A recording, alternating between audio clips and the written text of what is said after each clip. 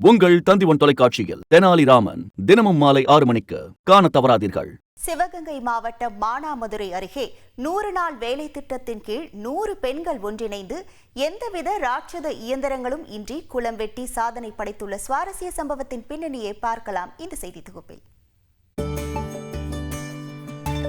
சிவகங்கை மாவட்டம் மானாமதுரை அருகே உள்ளது கல்குறிச்சி கிராமம்.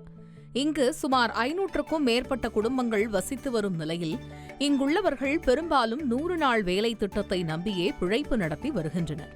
இந்நிலையில் 100 நாள் வேலை பார்த்து வரும் பெண்கள் ஒன்று கூடி தங்கள் ஊரில் தரிசு நிலமாகவும் காடாகவும் கிடந்த இடத்தை செம்மைப்படுத்தி அதில் குளம் அமைக்க திட்டமிட்டுள்ளனர்.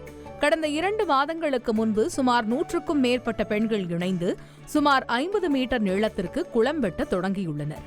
இதில் சுவாரஸ்யம் என்னவென்றால், எவ்வித ராட்சத இயந்திரத்தின் உதவியும் இன்றி மண்வெட்டியை கொண்டு குளத்தை உருவாக்கியுள்ளனர். இதுகுறித்து நெகிழ்ச்சியுடன் பேசிய காளிமுத்து, தரிசாக கிடந்த நிலத்தை வெட்டி குளமாக்கியுள்ளோம் என பெருமிதம் தெரிவித்தார்.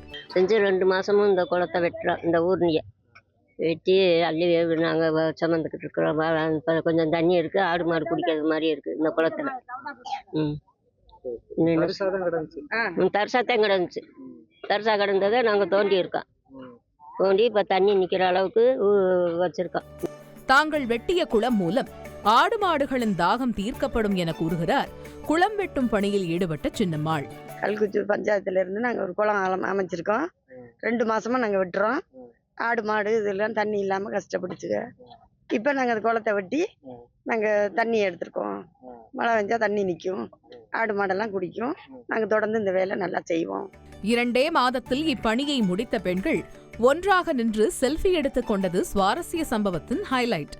தந்தி டிவி செய்திகளுக்காக மானாமதுரை செய்தியாளர் இளையராஜா. உங்கள் தந்திவன் தொலைக்காட்சியில் தெனாலிராமன் தினமும் மாலை 6 மணிக்கு காண தவறாதீர்கள்.